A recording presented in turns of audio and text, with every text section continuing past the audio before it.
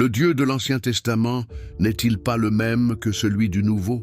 Spinoza parle d'une polémique sans fin, chers amis. Permettez-moi de vous poser une question qui va peut-être bouleverser tout ce que vous croyez savoir sur la religion. Et si je vous disais que le livre le plus lu de l'histoire de l'humanité contient la plus grande contradiction théologique jamais documentée? Une contradiction si explosive qu'elle a coûté à Baruch Spinoza son excommunication et sa place dans la société de son époque. Avant de plonger dans cette révélation qui va ébranler vos certitudes, si vous appréciez les histoires qui inspirent et qui font réfléchir, n'oubliez pas de vous abonner à cette chaîne pour ne manquer aucun de ces moments de vérité qui peuvent transformer votre vision du monde. D'ailleurs, dites-moi dans les commentaires de quel pays vous nous regardez et à quelle heure vous découvrez cette vidéo. Et si vous êtes sur votre téléphone portable, un petit pouce vers le haut m'aiderait énormément à faire découvrir ce contenu à davantage de personnes qui cherchent la vérité comme vous. Imaginez un instant que vous découvriez que la divinité adorée par des milliards de fidèles présente deux visages si différents qu'ils semblent appartenir à des êtres complètement distincts. D'un côté, un dieu de colère qui ordonne des génocides, détruit des civilisations entières et gouverne par la terreur. De l'autre, un dieu d'amour inconditionnel qui prêche le pardon, la compassion et la miséricorde universelle. Comment la même essence divine peut-elle manifester des caractéristiques si diamétralement opposées? Cette question n'est pas nouvelle. Elle tourmente les théologiens depuis des siècles, génère des guerres religieuses, alimente l'antisémitisme et crée une schizophrénie spirituelle chez des millions de croyants. Mais personne n'a osé l'aborder avec la radicalité intellectuelle de Baruch Spinoza, ce juif portugais qui a révolutionné la philosophie occidentale en payant le prix fort pour sa quête de vérité. Aujourd'hui, nous allons explorer ensemble cette polémique sans fin qui continue de diviser les consciences et de questionner les fondements mêmes du christianisme. Êtes-vous prêt à découvrir pourquoi Spinoza considérait que cette contradiction révélait non pas la complexité divine, mais l'origine profondément humaine de nos conceptions religieuses? Le Dieu guerrier de l'Ancien Testament, une divinité de fer et de sang, commençons par nous plonger dans les pages sombres de l'Ancien Testament, là où règne un Dieu que nos contemporains auraient du mal à reconnaître. Qui était vraiment Yahweh, cette divinité qui a forgé l'identité du peuple hébreu dans le feu et le sang? Pourquoi ces méthodes ressemblent-elles davantage à celles d'un conquérant impitoyable qu'à celles d'un père aimant? La naissance d'une divinité guerrière.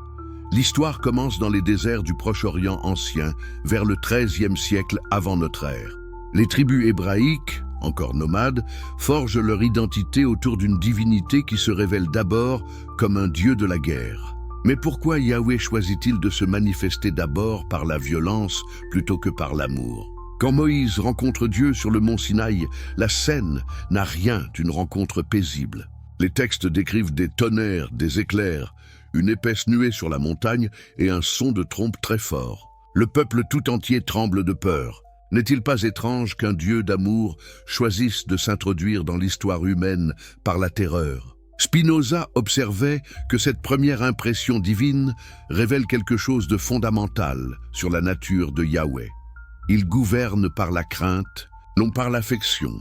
L'épisode du veau d'or illustre parfaitement cette logique implacable. Quand Moïse redescend de la montagne et découvre que le peuple a construit une idole, quelle est la réaction divine? La compréhension? Le pardon? Non. Yahweh ordonne un massacre, que chacun de vous prenne son épée, parcourez le camp d'une porte à l'autre et tuez qui son frère, qui son ami, qui son proche parent. 3000 hommes périssent ce jour-là. Un Dieu d'amour aurait-il ordonné l'exécution de 3000 personnes pour un moment d'égarement? Les génocides divins, quand Dieu ordonne l'extermination, mais l'épisode du veau d'or n'était qu'un avant-goût. Quand les Hébreux entreprennent la conquête de la terre promise, Yahweh se révèle comme un stratège militaire impitoyable. Prenons l'exemple de Jéricho. Dieu ne se contente pas de donner la victoire à son peuple, il ordonne l'extermination totale de la population. Ils dévouèrent par interdit, au fil de l'épée, tout ce qui était dans la ville. Hommes et femmes, enfants et vieillards, jusqu'aux bœufs, aux brebis et aux ânes, Comment concilier cet ordre d'extermination avec l'image d'un Dieu qui, quelques siècles plus tard, enseignera « tu ne tueras point ». Spinoza y voyait une contradiction logique insurmontable. Si Dieu est immuable, comme le proclame la théologie classique, comment peut-il ordonner le meurtre à une époque et l'interdire à une autre? L'histoire des Amalécites offre un exemple encore plus troublant. Yahweh ordonne à Saül « Va maintenant, frappe Amalek, et dévouer par interdit tout ce qui lui appartient. Tu ne l'épargneras point, et tu feras mourir hommes et femmes, enfants et nourrissons, bœufs et brebis, chameaux et ânes. » Quand Saül épargne le roi Agag et le meilleur du bétail, Dieu le rejette comme roi d'Israël. La désobéissance à un ordre de génocide devient un péché impardonnable. Peut-on imaginer le Jésus du Nouveau Testament ordonnant l'extermination systématique d'un peuple entier, nourrissons inclus? Cette image ne heurte-t-elle pas violemment notre conception moderne de la divinité? Spinoza arguait que ces récits révèlent non pas la volonté divine, mais les méthodes brutales par lesquelles les peuples anciens justifiaient leur conquête territoriale. La justice divine, œil pour œil, génération pour génération.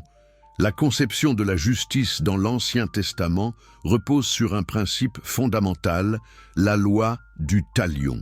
Œil pour œil, dent pour dent, main pour main, pied pour pied, brûlure pour brûlure, blessure pour blessure, meurtrissure pour meurtrissure.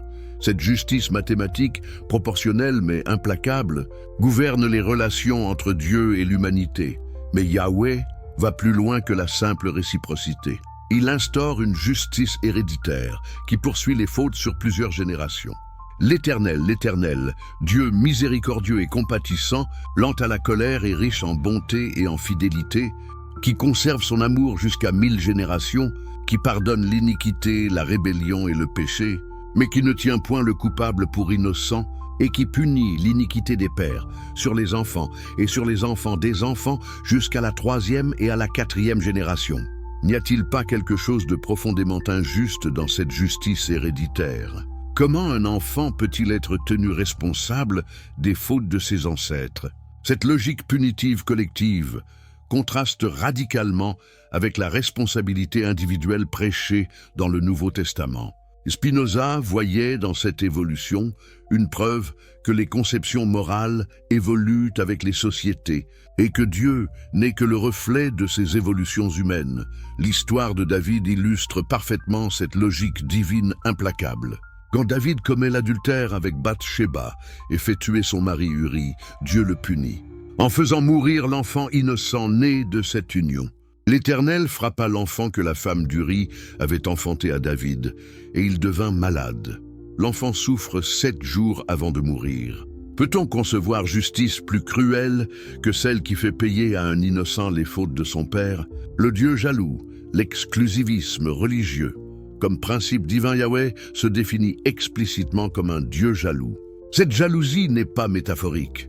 Elle se manifeste par une intolérance absolue envers toute forme de concurrence religieuse. Tu n'auras pas d'autre Dieu devant ma face. Tu ne te feras point d'image taillée, ni de représentation quelconque des choses qui sont en haut dans les cieux, qui sont en bas sur la terre, et qui sont dans les eaux plus bas que la terre. Tu ne te prosterneras point devant elles, et tu ne les serviras point. Car moi, l'Éternel ton Dieu, je suis un Dieu jaloux.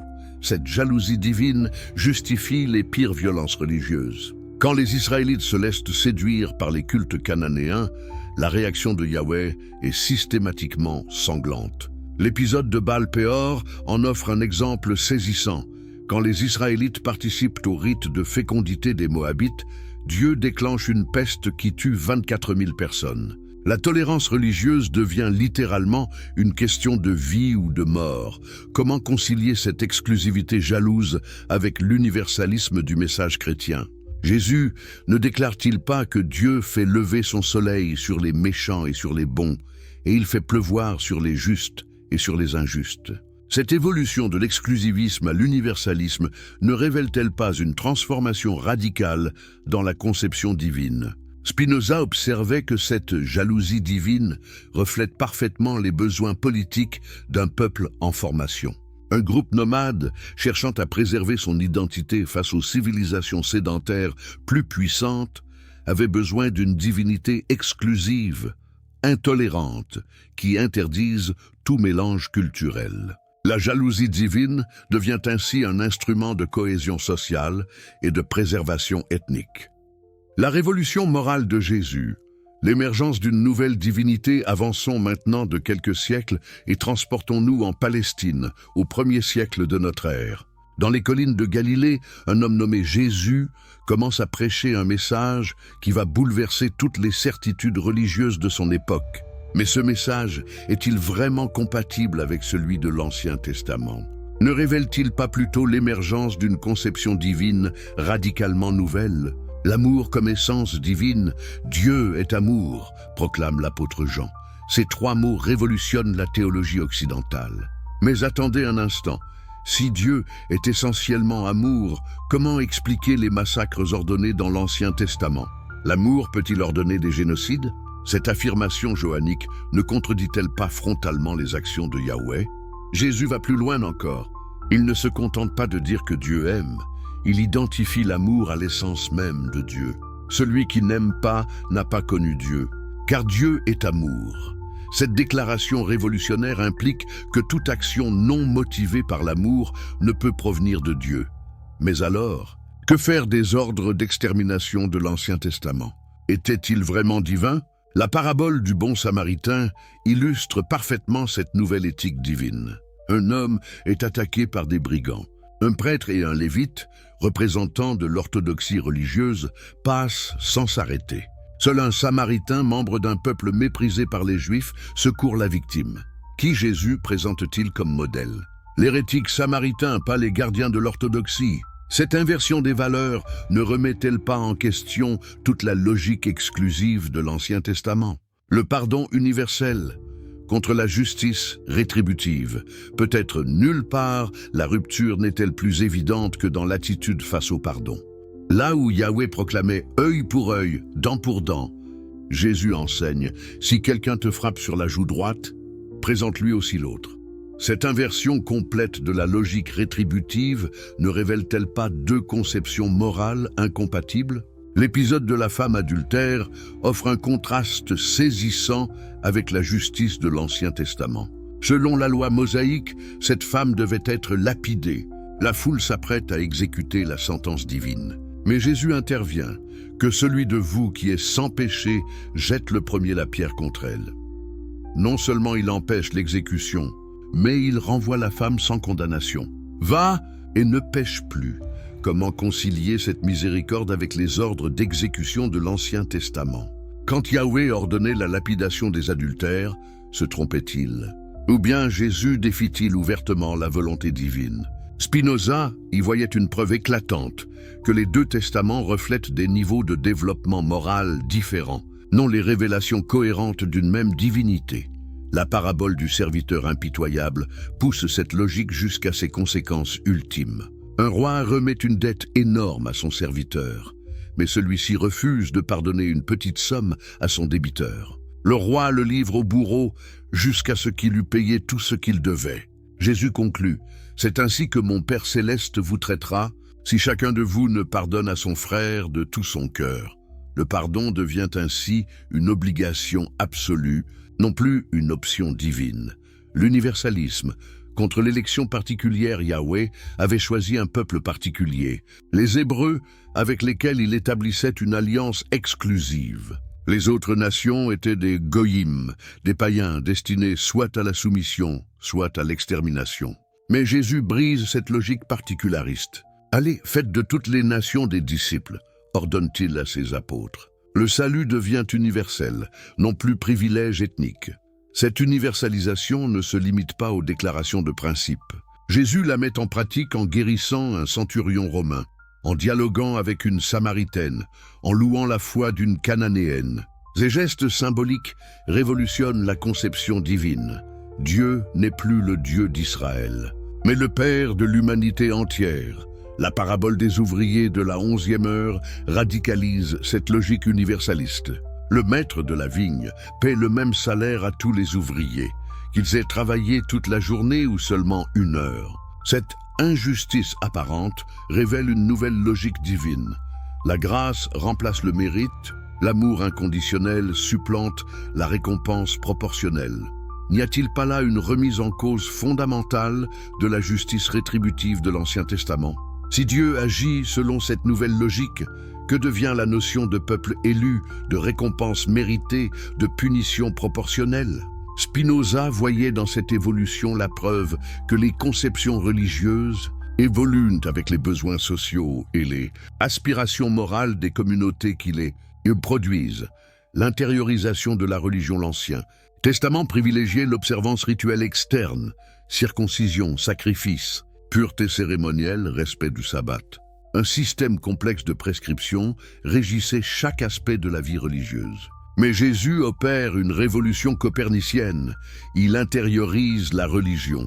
Ce qui souille l'homme, ce n'est pas ce qui entre dans sa bouche, mais ce qui sort de sa bouche, déclare-t-il, révolutionnant les lois alimentaires. Le sabbat a été fait pour l'homme, et non l'homme pour le sabbat, ajoute-t-il, relativisant l'observance rituelle. Ces déclarations ne remettent-elles pas en cause l'autorité divine des prescriptions mosaïques? Le dialogue avec la Samaritaine au puits de Jacob illustre parfaitement cette intériorisation. Quand la femme évoque la controverse sur le lieu légitime de culte, Jérusalem ou le mont Garizim, Jésus répond « L'heure vient et elle est déjà venue, où les vrais adorateurs adoreront le Père en esprit et en vérité. Le lieu de culte devient indifférent. Seul compte la sincérité intérieure. Cette révolution spirituelle ne va-t-elle pas à l'encontre de toute la logique du temple, des sacrifices, du sacerdoce lévitique institué par Yahweh? Si l'essentiel est intérieur, pourquoi Dieu a-t-il établi un système religieux si complexe et si extérieur? Spinoza y voyait une évolution naturelle de la conscience religieuse qui passe du ritualisme primitif à la spiritualité raffinée. Les tentatives désespérées de réconciliation théologique face à ces contradictions flagrantes, les théologiens chrétiens ont déployé des trésors d'ingéniosité pour maintenir l'unité de la révélation biblique.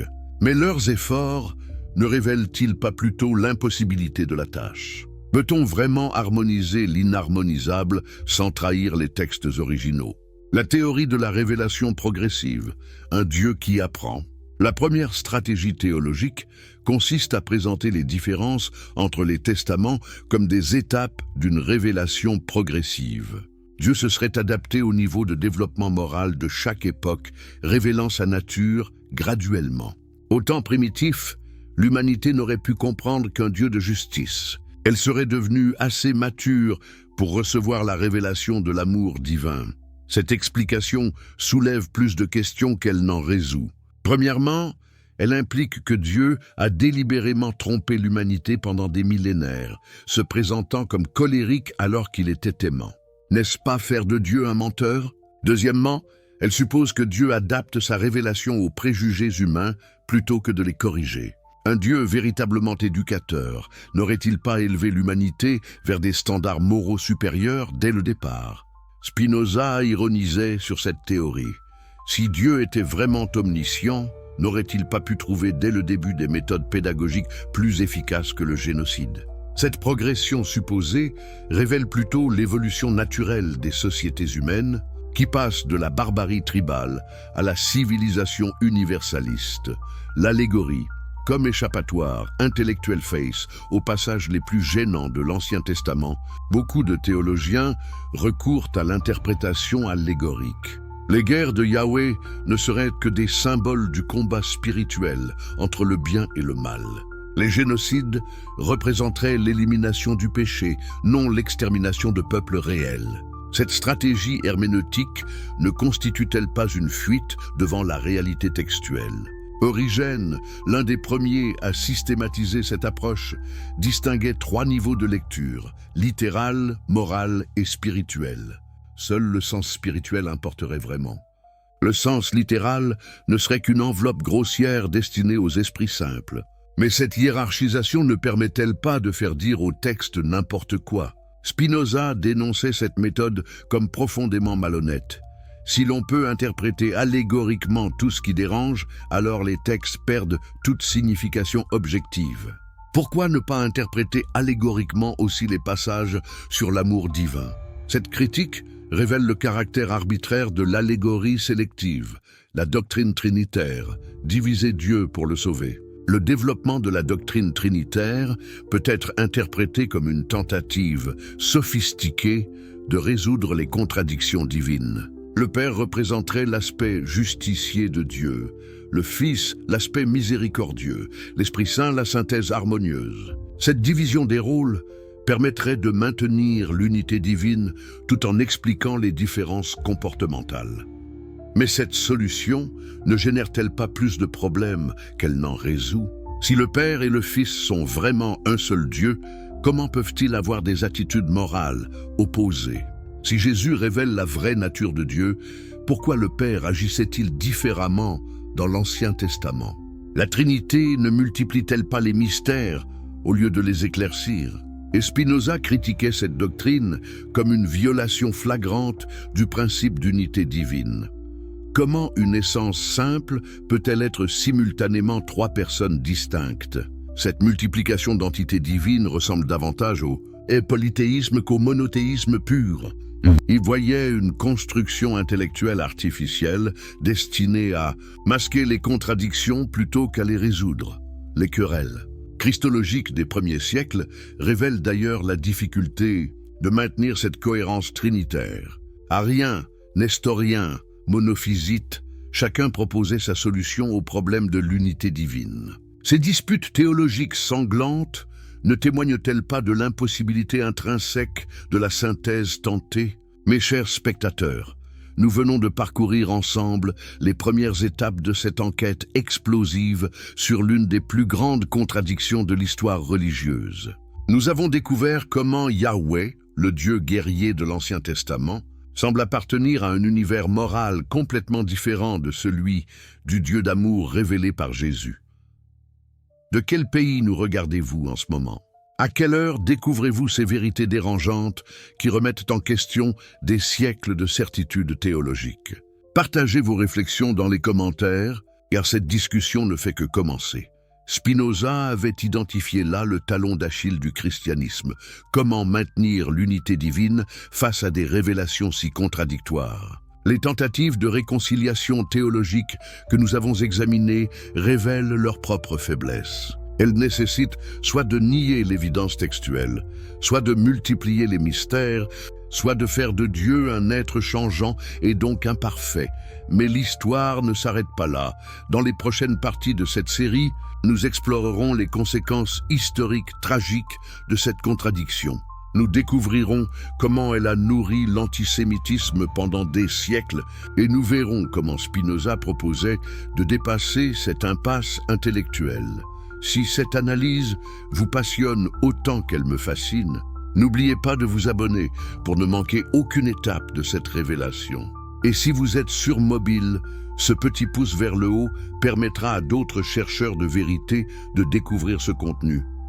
Car comme le disait Spinoza lui-même, la vérité est à elle-même son propre critère. Elle n'a pas besoin de nos croyances pour exister, mais elle a besoin de notre courage pour être reconnue. Êtes-vous prêt à poursuivre cette quête de vérité, même si elle ébranle vos certitudes les plus profondes? La révolution spinozienne ne fait que commencer. Bonjour à tous mes chers amis chercheurs de vérité. Vous voilà de retour pour la suite de notre exploration révolutionnaire sur l'une des contradictions les plus explosives de l'histoire religieuse. Avant de plonger dans les profondeurs de cette analyse qui va bouleverser votre compréhension du divin, permettez-moi de vous rappeler que si ces découvertes historiques vous passionnent, il est essentiel de vous abonner à cette chaîne pour ne manquer aucune de ces révélations qui peuvent transformer votre vision du monde. D'ailleurs, je suis curieux de savoir d'où vous nous rejoignez aujourd'hui. Écrivez-moi en commentaire de quel pays vous regardez cette vidéo et à quelle heure vous découvrez ces vérités dérangeantes. Et si vous regardez depuis votre téléphone, un petit geste vers le haut m'aiderait énormément à faire connaître ce contenu à d'autres esprits libres comme vous. Nous avons déjà exploré les contradictions flagrantes entre le Dieu guerrier de l'Ancien Testament et le Dieu d'amour du Nouveau Testament. Nous avons vu comment les tentatives de réconciliation théologique révèlent leur propre faiblesse. Mais maintenant, nous allons découvrir la critique la plus radicale jamais formulée contre ces contradictions, celle de Baruch Spinoza, et ce génie de l'Amsterdam du XVIIe siècle qui a osé remettre en question les fondements même de la conception divine occidentale. L'audace philosophique de Spinoza. Quand la raison défie la foi, mes amis, permettez-moi de vous transporter dans l'Amsterdam de 1656. Imaginez-vous dans cette ville cosmopolite des Pays-Bas, refuge des persécutés religieux de toute l'Europe. Dans le quartier juif portugais, un jeune homme de 24 ans vient de commettre l'irréparable. Il a osé questionner l'autorité absolue des Écritures saintes. Son nom? Baruch Spinoza. Son crime? Avoir appliqué la raison pure à l'analyse des textes bibliques. Mais pourquoi cet acte d'apparence si innocente a-t-il provoqué un tel séisme? Pourquoi la communauté juive d'Amsterdam, elle-même victime de persécutions, a-t-elle prononcé contre lui la plus terrible des excommunications jamais formulées? Que contenaient donc les idées de Spinoza pour déclencher une telle panique religieuse? L'impossibilité métaphysique du changement divin Spinoza commence par établir un principe philosophique fondamental qui va pulvériser toutes les tentatives de réconciliation théologique. Dieu, étant par définition parfait et infini, ne peut absolument pas changer. Cette affirmation, en apparence banale, contient une bombe intellectuelle qui va faire exploser tout l'édifice biblique traditionnel. Réfléchissez un instant à cette logique implacable. Si Dieu était vraiment colérique dans l'Ancien Testament et est devenu aimant dans le Nouveau, cela signifierait qu'il a changé d'état.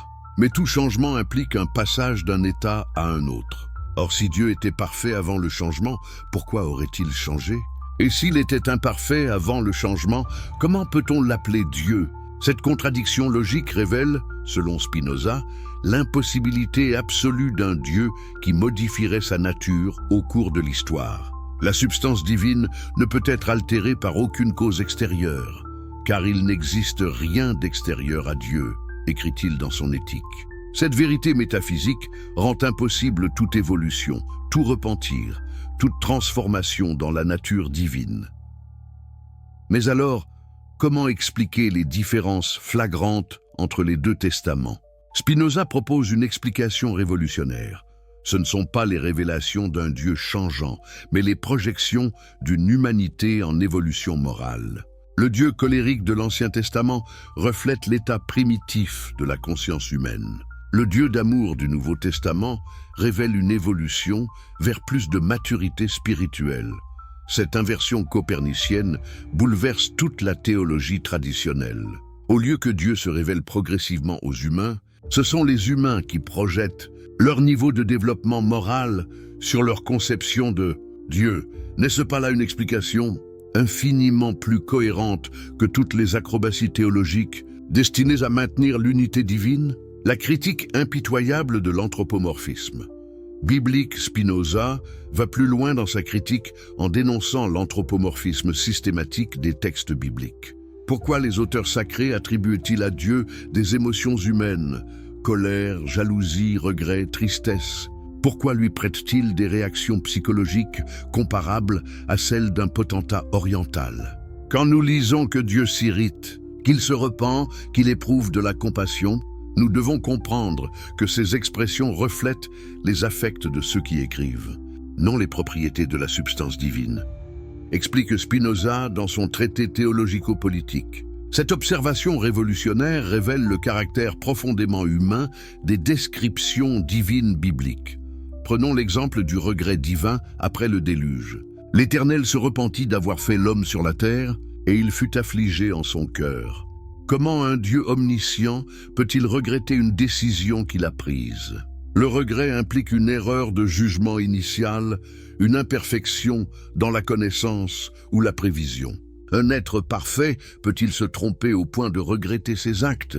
Spinoza démonte méthodiquement cette logique anthropomorphique. Si Dieu ressent vraiment des émotions comme la colère ou la jalousie, alors il est soumis aux passions qui diminuent la liberté humaine. Comment l'être parfait pourrait-il être esclave de ses propres affects? Cette contradiction révèle, selon Spinoza, que les descriptions divines bibliques sont des projections de l'imagination humaine, non des révélations de la nature divine réelle, l'origine politique des conceptions religieuses. Mais Spinoza ne s'arrête pas à la critique philosophique. Il développe une analyse sociopolitique révolutionnaire qui explique pourquoi différentes époques produisent différentes conceptions divines. Cette approche proto-sociologique va éclairer d'un jour nouveau les contradictions bibliques. Selon Spinoza, chaque société forge la divinité dont elle a besoin pour maintenir sa cohésion et justifier sa politique. Les tribus nomades hébraïques, engagées dans des guerres de conquête territoriale, avaient besoin d'un Dieu guerrier qui légitime la violence contre leurs ennemis. Le Yahweh colérique et jaloux correspond parfaitement aux besoins d'un peuple en formation, cherchant à préserver son identité face aux civilisations plus raffinées qui l'entouraient. N'est-il pas frappant de constater que tous les ordres de génocide correspondent à des impératifs politiques concrets? L'extermination des Cananéens légitime l'occupation de leurs terres. La destruction d'Amalek élimine un concurrent commercial sur les routes caravanières. La jalousie divine contre les cultes étrangers préserve l'unité religieuse nécessaire à la cohésion tribale. À l'inverse, le christianisme naissant avait des besoins politiques différents. Minorités persécutées dans l'Empire romain, les premiers chrétiens ne pouvaient pas prêcher la guerre sainte. Ils avaient besoin d'un message universaliste qui attire les convertis de toutes les nations, d'un Dieu d'amour qui console les opprimés et promet la rédemption aux pécheurs. Le Dieu miséricordieux du Nouveau Testament correspond parfaitement à cette stratégie missionnaire. Cette analyse révèle, selon Spinoza, que les religions sont des constructions humaines destinées à servir des objectifs politiques précis. Elles évoluent en fonction des besoins sociaux, non selon les caprices d'une révélation divine progressive. Les conséquences historiques tragiques, quand la contradiction divine nourrit la haine, mes amis. Nous venons d'explorer la critique philosophique spinozienne des contradictions divines. Mais cette contradiction théorique a eu des conséquences pratiques dramatiques qui ont ensanglanté l'histoire européenne pendant des siècles. Comment la différence entre le Dieu cruel des Juifs et le Dieu aimant des chrétiens a-t-elle alimenté la plus longue et la plus meurtrière persécution de l'histoire occidentale? La genèse théologique de l'antisémitisme chrétien, ne naît pas du vide. Il se nourrit directement de la contradiction que nous avons analysée entre les deux testaments. Si Yahweh était vraiment inférieur au Dieu révélé par Jésus, si l'Ancien Testament était vraiment dépassé par le Nouveau, alors les Juifs qui continuaient à vénérer le Dieu primitif méritaient-ils vraiment le respect? Cette logique théologique perverse se développe dès les premiers siècles du christianisme. Jean Chrysostome, surnommé ironiquement Bouche d'or pour son éloquence, prononce au IVe siècle des homélies d'une violence inouïe contre les Juifs. La synagogue est un théâtre, un bordel, un repère de brigands et un repère de bêtes sauvages. Les Juifs vivent pour leur ventre. Ils ne visent qu'aux choses de ce monde. Leur condition n'est pas meilleure que celle des porcs ou des boucs. Pourquoi cette haine théologique? Parce que l'existence même du judaïsme contredisait la prétention chrétienne à révéler le vrai visage de Dieu. Si les chrétiens possédaient effectivement la révélation supérieure de l'amour divin, pourquoi les Juifs persistaient-ils dans leur erreur? Leur résistance révélait-elle les faiblesses de la nouvelle doctrine? Augustin d'Hippone développe au XXe siècle la théorie théologique qui va légitimer la persécution pour les siècles à venir. Les Juifs sont condamnés à errer sur terre comme témoins de leur aveuglement spirituel. Ils doivent survivre, mais dans l'humiliation, pour prouver la supériorité du christianisme. Cette théologie du témoin transforme un peuple entier en faire-valoir théologique. Les croisades. Quand l'amour divin justifie la guerre sainte-elle. Une des contradictions les plus flagrantes du christianisme historique réside dans les croisades. Comment une religion qui prêche « tu ne tueras point » et « aimez vos ennemis » peut-elle organiser des guerres saintes? Cette contradiction révèle la schizophrénie morale générée par la coexistence des deux testaments contradictoires.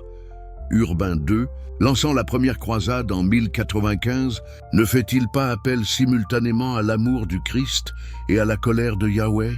Dieu le veut, criant les croisés en massacrant les populations de Jérusalem. Mais quel Dieu? Celui qui enseigne le pardon ou celui qui ordonne l'extermination? Cette ambiguïté permet de légitimer religieusement les pires atrocités. Les chroniques des croisades révèlent cette duplicité théologique. Quand il s'agit de justifier la guerre, les prédicateurs invoquent les exemples guerriers de l'Ancien Testament. Josué, conquérant Canaan, David massacrant les Philistins, les Maccabées luttant contre les Séleucides. Quand il faut consoler les victimes chrétiennes, il cite les béatitudes et la passion du Christ. Cette instrumentalisation sélective des Écritures révèle, selon Spinoza, l'impossibilité pratique de maintenir la cohérence entre deux morales contradictoires. Face à cette contradiction, l'opportunisme politique l'emporte sur la cohérence théologique. N'est-ce pas là une preuve supplémentaire que les religions servent des intérêts humains plutôt qu'elles ne révèlent la volonté divine? L'Inquisition, l'amour divin par la torture, l'Inquisition espagnole offre peut-être l'exemple le plus troublant de cette schizophrénie religieuse. Comment des hommes qui se réclamèrent du Christ d'amour ont-ils pu développer les techniques de torture les plus raffinées? Comment ont-ils concilié la miséricorde divine avec la cruauté systématique? La réponse réside dans la coexistence des deux morales bibliques contradictoires. Quand l'Inquisition torture et brûle les hérétiques, elle ne fait qu'imiter Yahweh, détruisant Sodome et Gomorrhe ou exterminant les adorateurs du veau d'or. Les inquisiteurs se perçoivent comme les instruments de la justice divine, reprenant le rôle vengeur de l'Ancien Testament.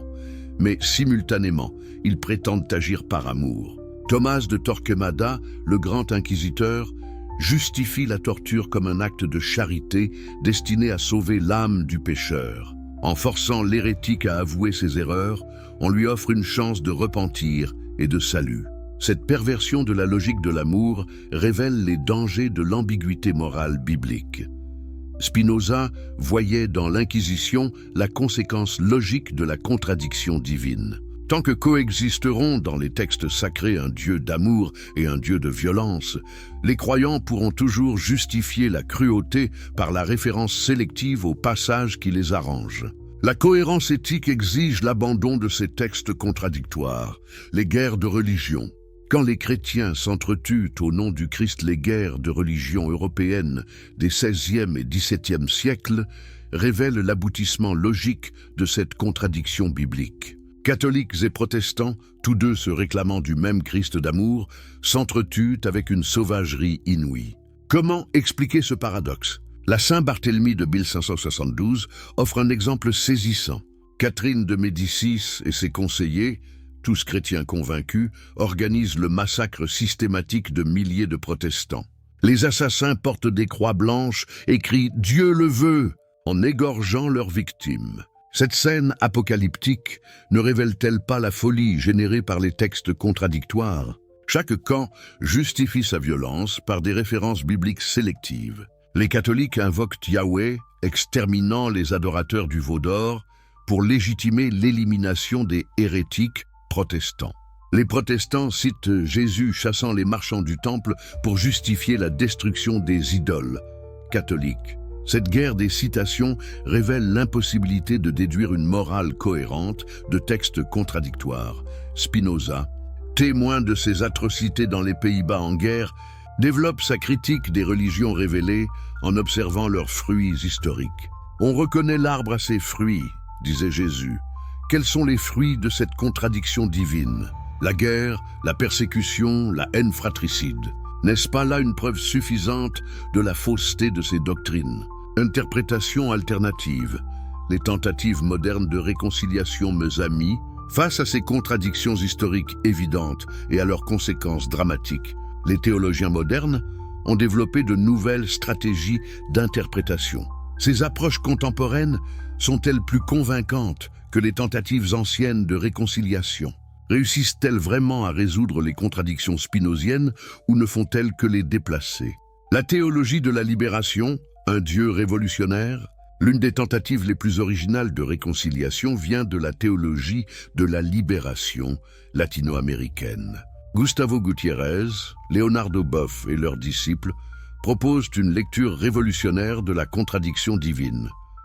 Yahweh et Jésus seraient tous deux des libérateurs des opprimés, utilisant des méthodes différentes selon les contextes historiques.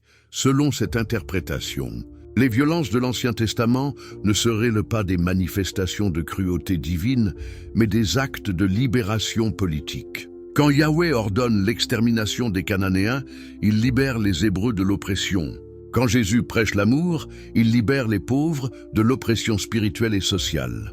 La violence et l'amour deviendraient deux stratégies complémentaires de la même lutte pour la justice. Cette lecture, séduisante en apparence, ne résout-elle pas les contradictions au prix d'une instrumentalisation politique de la religion? En transformant Dieu en révolutionnaire, les théologiens de la libération ne répètent-ils pas l'erreur dénoncée par Spinoza, projeter leurs propres préoccupations politiques sur la divinité? De plus, cette théologie ne peut expliquer pourquoi Dieu aurait choisi des méthodes si différentes dans des situations comparables. Pourquoi la violence révolutionnaire dans l'Ancien Testament et la non-violence dans le Nouveau? Les Romains n'étaient-ils pas des oppresseurs au moins aussi cruels que les Cananéens? Cette asymétrie révèle les limites de l'interprétation libératrice. L'herméneutique féministe, un Dieu patriarcal en évolution, les théologiennes féministes proposent une autre clé d'interprétation. Les contradictions bibliques reflèteraient l'évolution des rapports de genre dans les sociétés antiques. Le Dieu patriarcal et violent de l'Ancien Testament exprimerait la domination masculine primitive. L'émergence de valeurs plus féminines dans le message de Jésus révélerait une évolution vers l'égalité des sexes.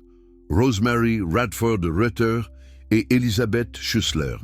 Fiorenza développe cette lecture en montrant comment Jésus valorise les femmes et intègre des qualités traditionnellement féminines: compassion, douceur, tendresse. La révolution christique serait aussi une révolution féministe qui humanise la conception divine. Cette interprétation, bien qu'éclairante sur certains aspects, ne résout pas les contradictions fondamentales identifiées par Spinoza.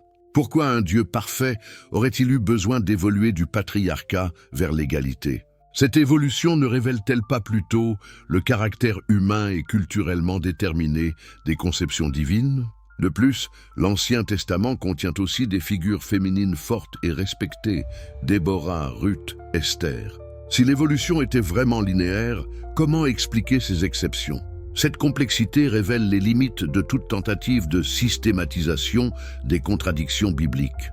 L'approche psychanalytique, un Dieu oedipien. Certains psychanalystes proposent une lecture psychologique de la contradiction divine. Françoise Dolto et Marie Balmary développent l'idée que les deux testaments reflètent l'évolution psychologique de l'humanité.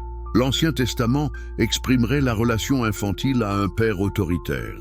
Le Nouveau révélerait la maturation vers une relation adulte avec un père aimant. Cette perspective éclaire certains aspects de l'évolution religieuse. L'humanité serait passée du stade anal, obsession de la pureté rituelle, règles strictes, au stade génital, amour oblique, créativité spirituelle. Jésus incarnerait le passage de la loi du Père à l'amour mature. Mais cette lecture psychologisante ne tombe-t-elle pas dans l'écueil dénoncé par Spinoza, l'anthropomorphisation de Dieu? Si les contradictions bibliques reflètent l'évolution psychologique humaine, elles révèlent leur origine humaine, non divine. Cette approche confirme finalement la critique spinozienne plutôt qu'elle ne la réfute. La théologie processe, un Dieu qui devient. Alfred North Whitehead et ses disciples développent une théologie révolutionnaire. Dieu ne serait pas immuable, mais en devenir constant. Il évoluerait réellement à travers l'histoire, apprenant de ses expériences et perfectionnant sa relation avec la création. Les contradictions bibliques reflèteraient cette évolution divine authentique. Cette théologie process résout en apparence toutes les contradictions. Dieu était vraiment colérique dans l'Ancien Testament et est devenu vraiment aimant dans le Nouveau. Il n'y a pas de mensonge divin ni de projection humaine, mais évolution réelle de la conscience divine. Mais cette solution révolutionnaire ne remet-elle pas en cause la perfection divine elle-même? Un Dieu qui évolue était-il parfait au départ? Peut-il encore être appelé Dieu s'il n'est pas parfait? Cette théologie résout les contradictions au prix de l'abandon du concept classique de divinité. Spinoza avait anticipé cette objection. Un être qui change ne peut être parfait, car tout changement implique un manque initial. La théologie process, malgré son ingéniosité, ne peut échapper à cette contradiction logique fondamentale. Mes chers amis, nous venons de parcourir ensemble un voyage intellectuel extraordinaire à travers les contradictions les plus profondes de la pensée religieuse occidentale. Nous avons vu comment Spinoza, avec sa rigueur philosophique implacable, a mis le doigt sur l'une des failles les plus béantes de la théologie chrétienne. Je suis toujours curieux de savoir d'où vous suivez ces analyses. De quel pays nous rejoignez-vous pour découvrir ces vérités dérangeantes? À quelle heure de votre journée prenez-vous le temps de questionner les certitudes les plus établies de notre civilisation? Vos commentaires nourrissent ma réflexion et enrichissent notre quête commune de vérité. Ce que nous avons découvert dépasse largement le cadre de la simple curiosité intellectuelle. Les contradictions entre le Dieu guerrier de l'Ancien Testament et le Dieu d'amour du Nouveau Testament ne sont pas des détails théologiques mineurs. Elles ont façonné l'histoire occidentale, nourri l'antisémitisme, justifié les croisades, légitimé l'Inquisition et alimenté les guerres de religion. Spinoza avait compris que derrière ces contradictions se cachait une vérité plus profonde. Nos conceptions divines reflètent nos propres évolutions morales et politiques. Le Dieu colérique correspond aux besoins d'un peuple guerrier en formation. Le Dieu d'amour répond aux aspirations d'une communauté minoritaire cherchant à séduire et convertir. Cette découverte révolutionnaire nous libère des acrobaties intellectuelles destinées à maintenir la cohérence de textes incohérents.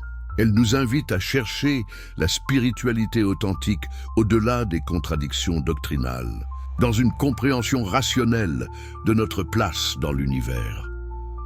Les tentatives modernes de réconciliation que nous avons examinées, malgré leur sophistication, ne parviennent pas à résoudre les contradictions fondamentales identifiées par Spinoza. Elles les déplacent, les psychologisent, les politisent, mais ne les éliminent pas. Seule l'acceptation du caractère humain de ces conceptions permet de dépasser l'impasse. Dans la prochaine partie de cette série révolutionnaire, nous explorerons les solutions positives proposées par Spinoza. Comment construire une spiritualité cohérente et rationnelle, libérée des contradictions bibliques? Comment concevoir une éthique universelle fondée sur la raison plutôt que sur des révélations contradictoires? Si cette quête de vérité vous passionne autant qu'elle me fascine, n'oubliez surtout pas de vous abonner pour ne manquer aucune étape de cette révélation. Et ce petit geste sur votre écran permettra à d'autres esprits libres de découvrir ce contenu qui dérange mais qui libère. Car comme l'enseignait Spinoza, la paix n'est pas l'absence de guerre, c'est une vertu qui naît de la force de l'âme. La force de regarder la vérité en face, même quand elle ébranle nos certitudes les plus chères. Êtes-vous prêt à développer cette force? Êtes-vous prêt à poursuivre cette révolution spirituelle qui transformera votre compréhension du divin? L'aventure spinozienne continue et elle n'a pas fini de nous surprendre. Mes chers amis passionnés de vérité, nous voici arrivés au moment le plus crucial de notre exploration révolutionnaire.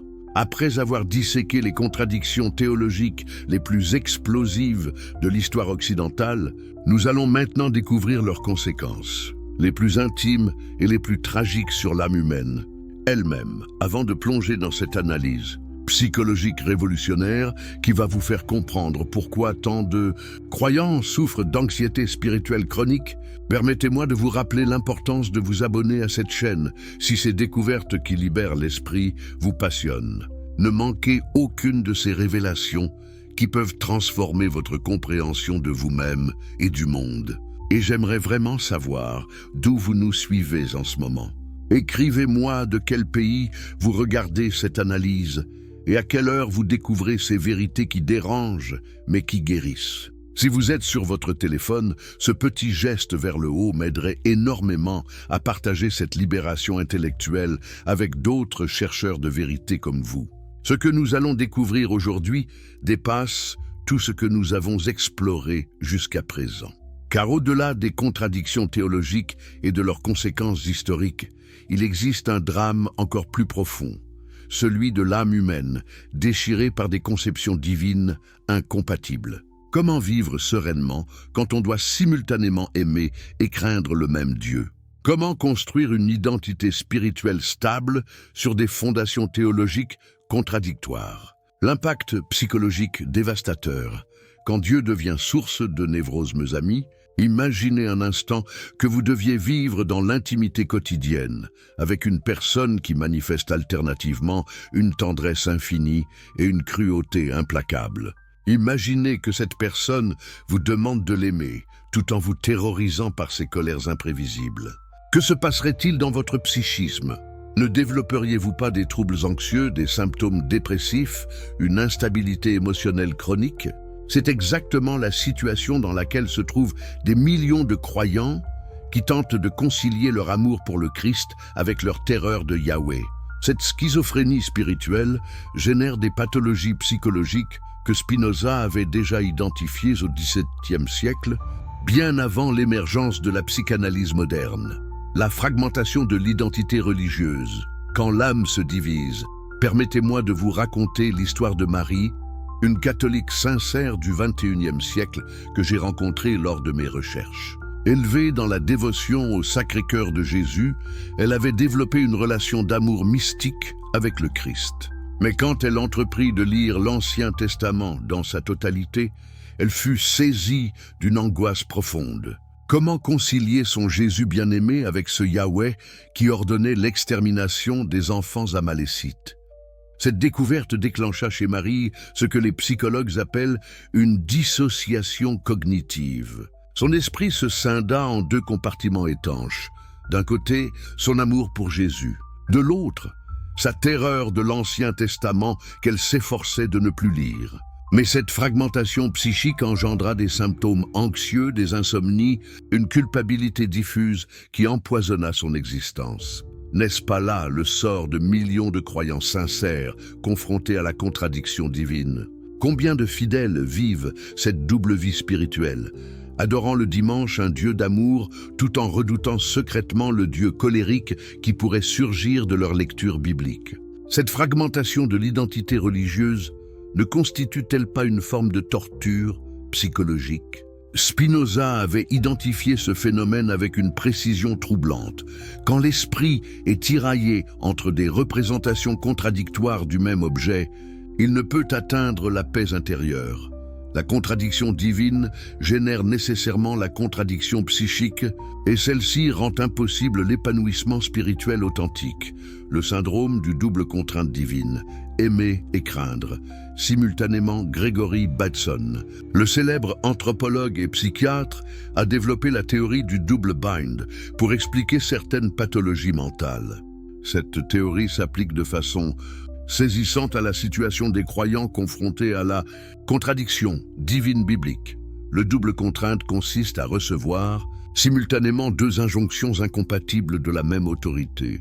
L'enfant qui reçoit de sa mère le message verbal « je t'aime », accompagné d'un langage corporel de rejet, développe des troubles psychologiques car il ne peut satisfaire les deux demandes contradictoires.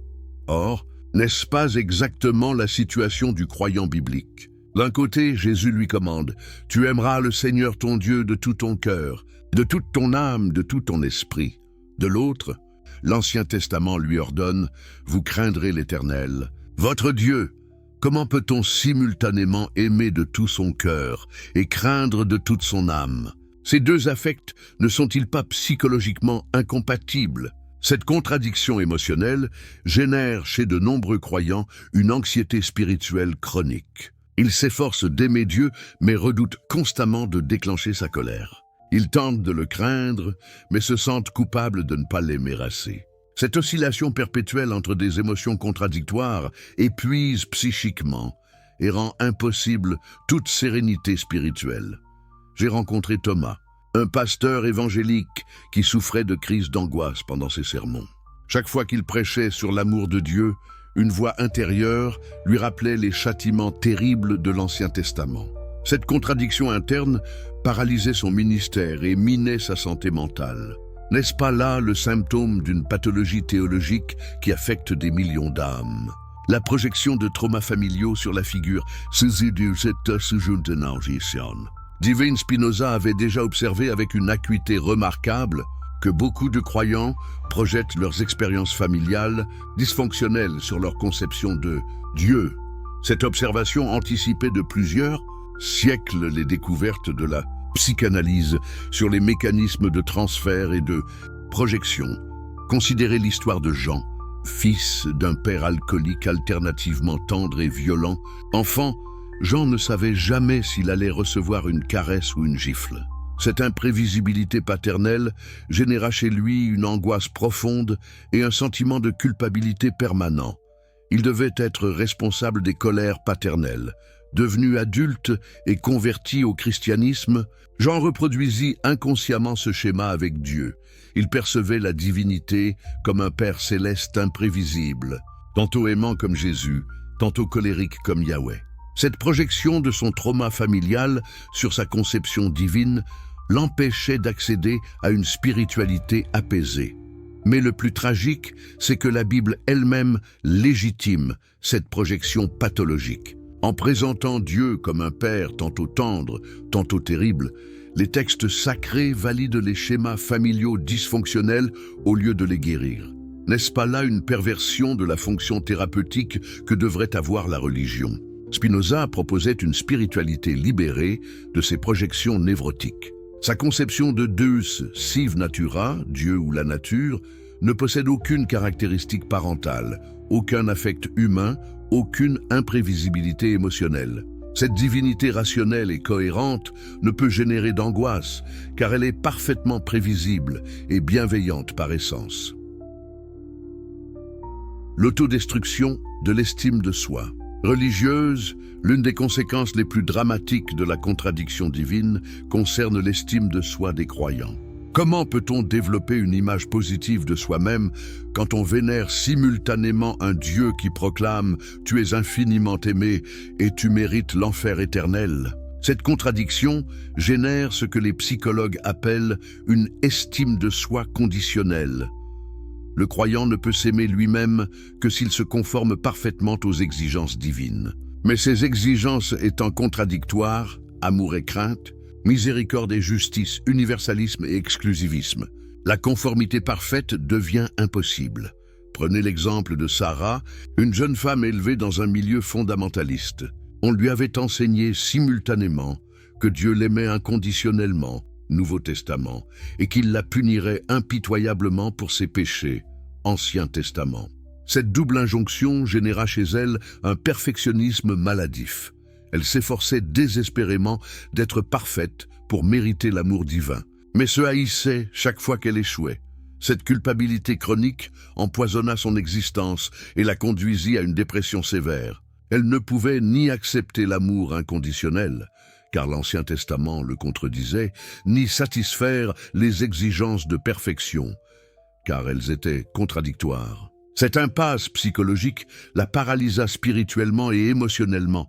N'est-ce pas là le sort de millions de croyants sincères pris au piège de la contradiction divine? Combien d'âmes souffrent de cette culpabilité existentielle générée par des textes qui se contredisent? Cette souffrance spirituelle ne révèle-t-elle pas la nature pathogène des doctrines contradictoires? Spinoza proposait une alternative libératrice, fonder l'estime de soi sur la compréhension rationnelle de notre nature et de notre place dans l'univers, non sur la conformité à des textes contradictoires. Cette approche génère une confiance en soi stable et durable, libérée des oscillations émotionnelles imposées par des révélations incohérentes, vers une nouvelle compréhension.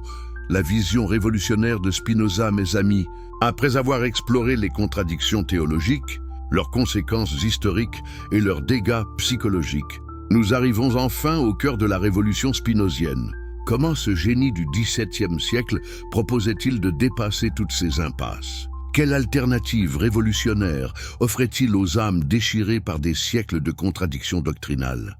l'audace métaphysique, de sive natura, la proposition la plus révolutionnaire de Spinoza, tient en 3 mots latins qui ont bouleversé la philosophie occidentale. De sive natura, Dieu, c'est-à-dire la nature. Cette identification révolutionnaire élimine d'un coup toutes les contradictions anthropomorphiques qui empoisonnent la théologie traditionnelle. Réfléchissez à la puissance libératrice de cette idée. Si Dieu est la nature elle-même, il ne peut plus être colérique, jaloux, capricieux ou vengeur. La nature ne se met pas en colère contre les lois physiques, ne ressent pas de jalousie envers les espèces vivantes, ne change pas d'humeur selon les circonstances. Elle agit selon des lois constantes, prévisibles, rationnelles. Cette conception élimine instantanément toutes les contradictions entre l'Ancien et le Nouveau Testament.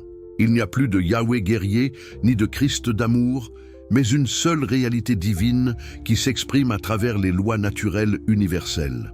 Cette unité métaphysique restaure la cohérence intellectuelle et la paix psychologique. Mais attention, Spinoza ne propose pas un matérialisme vulgaire qui nierait toute dimension spirituelle. Sa nature est divine, infinie, parfaite, digne de la plus haute vénération. Seulement, cette vénération se fonde sur la compréhension rationnelle, non sur la peur ou l'espoir de récompense. Imaginez la sérénité d'une spiritualité fondée sur cette conception.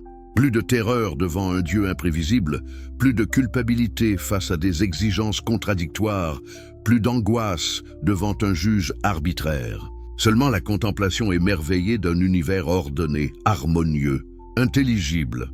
La révolution éthique de la morale révélée à l'éthique naturelle. La seconde révolution spinozienne concerne la morale.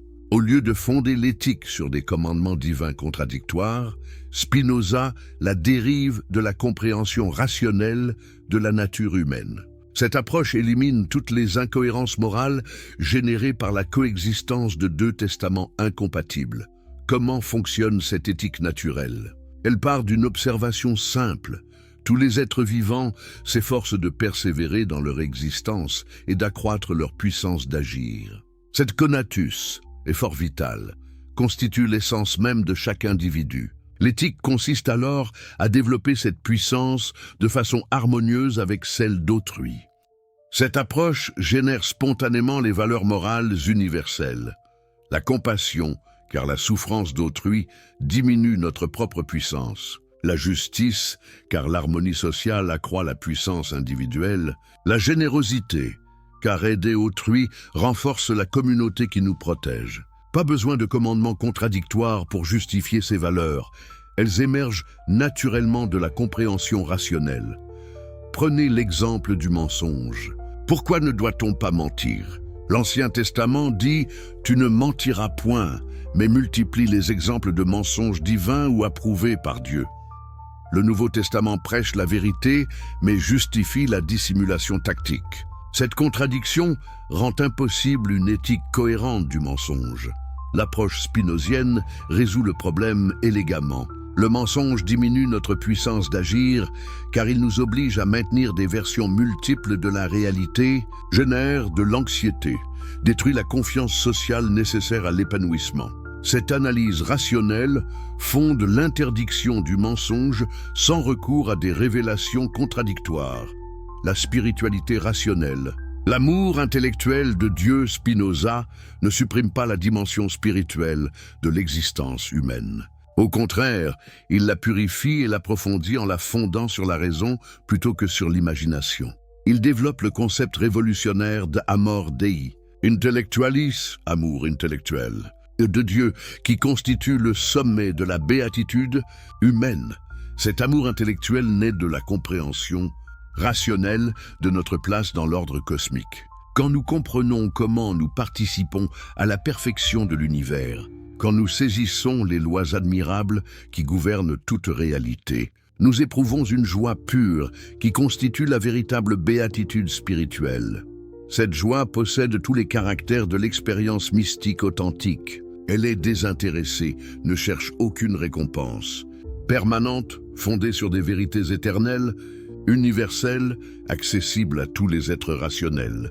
Libératrice, nous affranchit des passions destructrices. Mais elle évite tous les pièges de la mystique traditionnelle, anthropomorphisme, contradiction, exclusivisme, fanatisme.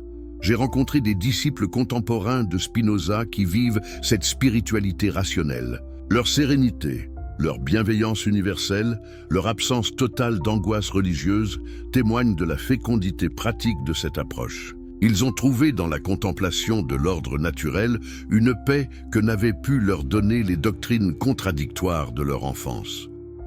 L'éducation libératrice. Former des esprits libres. La révolution spinozienne ne peut s'accomplir sans une transformation radicale de l'éducation religieuse. Au lieu d'inculquer aux enfants des doctrines contradictoires qui les névrosent, il faut développer leur capacité de réflexion autonome et leur émerveillement devant l'ordre naturel.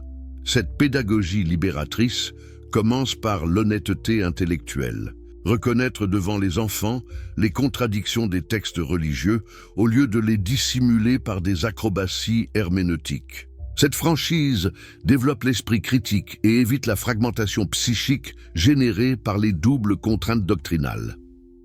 Elle continue par l'initiation aux sciences naturelles, qui révèle la beauté et l'harmonie des lois cosmiques. L'enfant apprend ainsi à vénérer la nature, divine à travers la compréhension rationnelle plutôt qu'à travers la peur de punition arbitraire. Elle s'épanouit enfin dans l'apprentissage de l'éthique naturelle, fondée sur la compréhension des besoins humains authentiques plutôt que sur l'obéissance à des commandements contradictoires.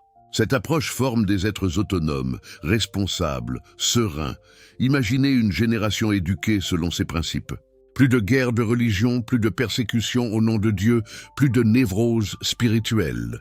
Seulement des êtres humains épanouis, rationnels, fraternels, unis dans la contemplation admirative de l'univers qui nous porte. L'héritage révolutionnaire, Spinoza et la modernité mes amis, nous ne pouvons clore cette exploration révolutionnaire sans examiner l'influence extraordinaire qu'a exercée Spinoza sur la pensée moderne. Comment ces idées ont-elles fécondé les Lumières, inspiré la laïcité, nourri la science contemporaine? En quoi sa critique des contradictions religieuses reste-t-elle d'une actualité brûlante? Les Lumières, quand l'Europe découvre Spinoza pendant près d'un siècle après sa mort, en 1677, Spinoza reste un auteur maudit, lu en secret par quelques esprits audacieux. Ses œuvres circulent sous le manteau, copiées clandestinement, discutées dans des cercles restreints d'intellectuels courageux.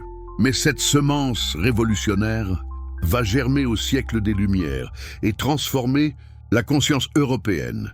Voltaire découvre Spinoza et y trouve les armes intellectuelles de son combat contre le fanatisme religieux. N'est-ce pas la critique spinozienne des contradictions bibliques qui inspire les sarcasmes voltairiens contre les sottises de l'Ancien Testament? Quand Voltaire dénonce l'incohérence des récits bibliques, ne reprend-il pas l'argumentation développée dans le traité théologico-politique? Diderot va plus loin encore et assume ouvertement le spinozisme dans sa critique des religions révélées. Son matérialisme éclairé, sa conception de la morale naturelle, son rejet de l'anthropomorphisme divin, tout cela procède directement de la révolution spinozienne. L'encyclopédie diffuse ses idées révolutionnaires dans toute l'Europe cultivée. Mais c'est peut-être Goethe qui comprend le mieux la dimension libératrice du spinozisme.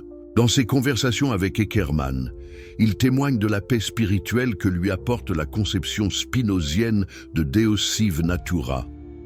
Spinoza ne démontre pas l'existence de Dieu. L'existence est Dieu.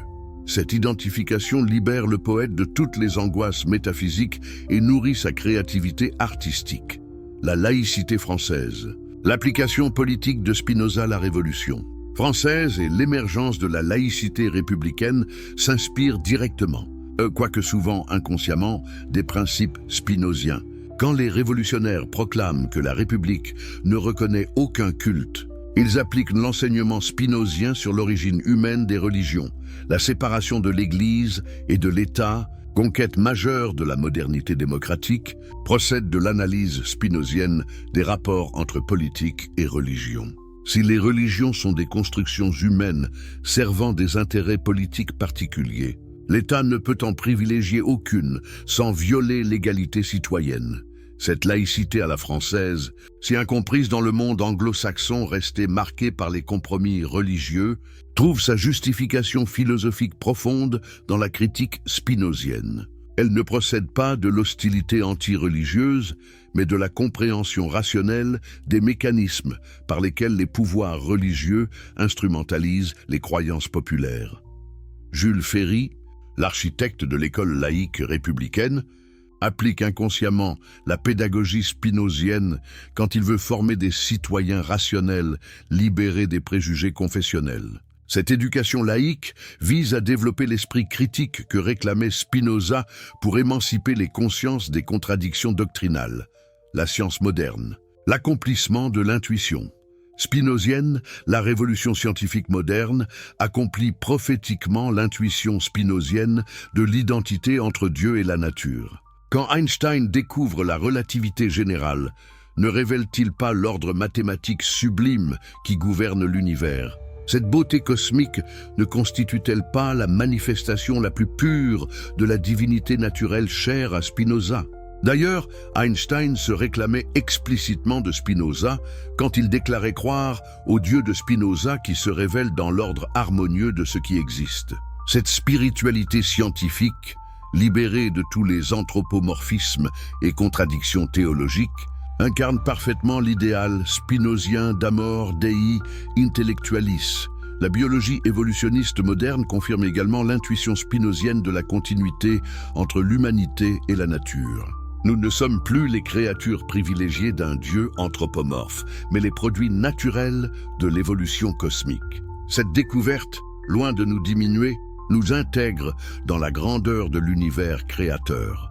La psychanalyse freudienne retrouve elle aussi certaines intuitions spinoziennes sur les mécanismes de projection qui produisent les représentations divines. Quand Freud analyse la religion comme illusion née de nos désirs infantiles de protection paternelle, ne retrouve-t-il pas l'analyse spinozienne de l'anthropomorphisme religieux ? L'actualité brûlante, Spinoza au XXIe siècle, mes amis, peut-être pensez-vous que cette critique spinozienne appartient au passé, qu'elle concerne des débats théologiques dépassés. Détrompez-vous. L'actualité mondiale témoigne chaque jour de la persistance tragique des contradictions dénoncées par Spinoza. Regardez les intégrismes contemporains, qu'ils soient chrétiens, musulmans ou juifs. Ne puissent-ils pas alternativement dans les sources guerrières et pacifiques de leur tradition pour justifier leurs positions contradictoires ? Les fondamentalistes chrétiens américains ne citent-ils pas l'Ancien Testament pour justifier leur position belliciste tout en se réclamant du Christ d'amour ? Cette découverte déclencha chez Marie ce que les psychologues appellent une dissociation cognitive. Son esprit se scinda en deux compartiments étanches. D'un côté, son amour pour Jésus. De l'autre, sa terreur de l'Ancien Testament qu'elle s'efforçait de ne plus lire. Mais cette fragmentation psychique engendra des symptômes anxieux, des insomnies, une culpabilité diffuse qui empoisonna son existence. N'est-ce pas là le sort de millions de croyants sincères confrontés à la contradiction divine ? Combien de fidèles vivent cette double vie spirituelle, adorant le dimanche un Dieu d'amour tout en redoutant secrètement le Dieu colérique qui pourrait surgir de leur lecture biblique. Cette fragmentation de l'identité religieuse ne constitue-t-elle pas une forme de torture psychologique ? Spinoza avait identifié ce phénomène avec une précision troublante. Quand l'esprit est tiraillé entre des représentations contradictoires du même objet, il ne peut atteindre la paix intérieure. La contradiction divine génère nécessairement la contradiction psychique et celle-ci rend impossible l'épanouissement spirituel authentique, le syndrome du double contrainte divine, aimer et craindre. Simultanément, Gregory Bateson, le célèbre anthropologue et psychiatre, a développé la théorie du double bind pour expliquer certaines pathologies mentales. Cette théorie s'applique de façon saisissante à la situation des croyants confrontés à la contradiction divine biblique. Le double contrainte consiste à recevoir simultanément deux injonctions incompatibles de la même autorité. L'enfant qui reçoit de sa mère le message verbal « je t'aime » accompagné d'un langage corporel de rejet, développe des troubles psychologiques car il ne peut satisfaire les deux demandes contradictoires. Or, n'est-ce pas exactement la situation du croyant biblique? D'un côté, Jésus lui commande « Tu aimeras le Seigneur ton Dieu de tout ton cœur, de toute ton âme, de tout ton esprit. » De l'autre, l'Ancien Testament lui ordonne « Vous craindrez l'Éternel, votre Dieu. » Comment peut-on simultanément aimer de tout son cœur et craindre de toute son âme? Ces deux affects ne sont-ils pas psychologiquement incompatibles? Cette contradiction émotionnelle génère chez de nombreux croyants une anxiété spirituelle chronique.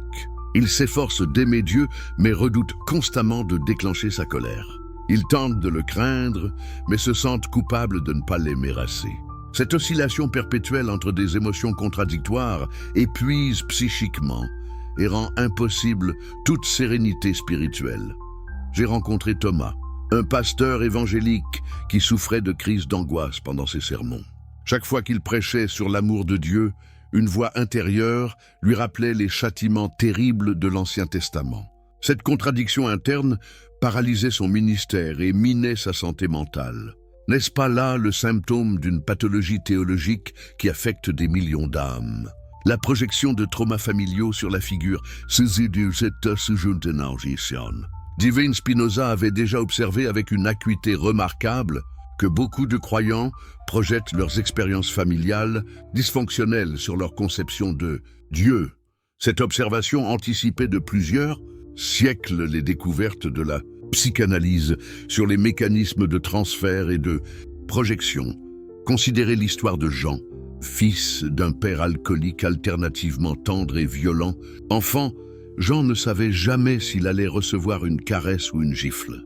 Cette imprévisibilité paternelle généra chez lui une angoisse profonde et un sentiment de culpabilité permanent. Il devait être responsable des colères paternelles. Devenu adulte et converti au christianisme, Jean reproduisit inconsciemment ce schéma avec Dieu. Il percevait la divinité comme un Père céleste imprévisible, tantôt aimant comme Jésus, tantôt colérique comme Yahweh.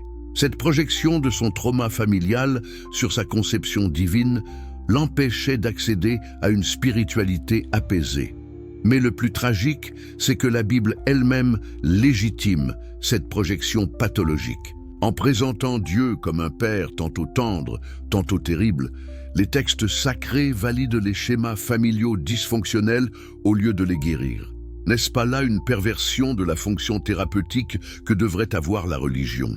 Spinoza proposait une spiritualité libérée de ses projections névrotiques. Sa conception de Deus sive natura, Dieu ou la nature, ne possède aucune caractéristique parentale, aucun affect humain, aucune imprévisibilité émotionnelle. Cette divinité rationnelle et cohérente ne peut générer d'angoisse, car elle est parfaitement prévisible et bienveillante par essence. L'autodestruction de l'estime de soi. Religieuse, l'une des conséquences les plus dramatiques de la contradiction divine concerne l'estime de soi des croyants. Comment peut-on développer une image positive de soi-même quand on vénère simultanément un Dieu qui proclame « Tu es infiniment aimé et tu mérites l'enfer éternel » ? Cette contradiction génère ce que les psychologues appellent une estime de soi conditionnelle. Le croyant ne peut s'aimer lui-même que s'il se conforme parfaitement aux exigences divines. Mais ces exigences étant contradictoires, amour et crainte, miséricorde et justice, universalisme et exclusivisme, la conformité parfaite devient impossible. Prenez l'exemple de Sarah, une jeune femme élevée dans un milieu fondamentaliste. On lui avait enseigné simultanément que Dieu l'aimait inconditionnellement, Nouveau Testament, et qu'il la punirait impitoyablement pour ses péchés, Ancien Testament. Cette double injonction généra chez elle un perfectionnisme maladif. Elle s'efforçait désespérément d'être parfaite pour mériter l'amour divin, mais se haïssait chaque fois qu'elle échouait. Cette culpabilité chronique empoisonna son existence et la conduisit à une dépression sévère. Elle ne pouvait ni accepter l'amour inconditionnel, car l'Ancien Testament le contredisait, ni satisfaire les exigences de perfection, car elles étaient contradictoires. Cette impasse psychologique la paralysa spirituellement et émotionnellement. N'est-ce pas là le sort de millions de croyants sincères pris au piège de la contradiction divine? Combien d'âmes souffrent de cette culpabilité existentielle générée par des textes qui se contredisent? Cette souffrance spirituelle ne révèle-t-elle pas la nature pathogène des doctrines contradictoires? Spinoza proposait une alternative libératrice, fonder l'estime de soi sur la compréhension rationnelle de notre nature et de notre place dans l'univers, non sur la conformité à des textes contradictoires. Cette approche génère une confiance en soi stable et durable, libérée des oscillations émotionnelles imposées par des révélations incohérentes, vers une nouvelle compréhension, la vision révolutionnaire de Spinoza, mes amis. Après avoir exploré les contradictions théologiques, leurs conséquences historiques et leurs dégâts psychologiques, nous arrivons enfin au cœur de la révolution spinozienne. Comment ce génie du XVIIe siècle proposait-il de dépasser toutes ces impasses? Quelle alternative révolutionnaire offrait-il aux âmes déchirées par des siècles de contradictions doctrinales? L'audace métaphysique, de sive natura, la proposition la plus révolutionnaire de Spinoza, tient en 3 mots latins qui ont bouleversé la philosophie occidentale. De sive natura, Dieu, c'est-à-dire la nature. Cette identification révolutionnaire élimine d'un coup toutes les contradictions anthropomorphiques qui empoisonnent la théologie traditionnelle. Réfléchissez à la puissance libératrice de cette idée. Si Dieu est la nature elle-même, il ne peut plus être colérique, jaloux, capricieux ou vengeur. La nature ne se met pas en colère contre les lois physiques, ne ressent pas de jalousie envers les espèces vivantes, ne change pas d'humeur selon les circonstances. Elle agit selon des lois constantes, prévisibles, rationnelles. Cette conception élimine instantanément toutes les contradictions entre l'Ancien et le Nouveau Testament. Il n'y a plus de Yahweh guerrier, ni de Christ d'amour, mais une seule réalité divine qui s'exprime à travers les lois naturelles universelles. Cette unité métaphysique restaure la cohérence intellectuelle et la paix psychologique. Mais attention, Spinoza ne propose pas un matérialisme vulgaire qui nierait toute dimension spirituelle. Sa nature est divine, infinie, parfaite, digne de la plus haute vénération. Seulement, cette vénération se fonde sur la compréhension rationnelle, non sur la peur ou l'espoir de récompense. Imaginez la sérénité d'une spiritualité fondée sur cette conception. Plus de terreur devant un Dieu imprévisible, plus de culpabilité face à des exigences contradictoires, plus d'angoisse devant un juge arbitraire. Seulement la contemplation émerveillée d'un univers ordonné, harmonieux, intelligible. La révolution éthique de la morale révélée à l'éthique naturelle. La seconde révolution spinozienne concerne la morale. Au lieu de fonder l'éthique sur des commandements divins contradictoires, Spinoza la dérive de la compréhension rationnelle de la nature humaine. Cette approche élimine toutes les incohérences morales générées par la coexistence de 2 testaments incompatibles. Comment fonctionne cette éthique naturelle? Elle part d'une observation simple. Tous les êtres vivants s'efforcent de persévérer dans leur existence et d'accroître leur puissance d'agir. Cette conatus est fort vitale, constitue l'essence même de chaque individu. L'éthique consiste alors à développer cette puissance de façon harmonieuse avec celle d'autrui.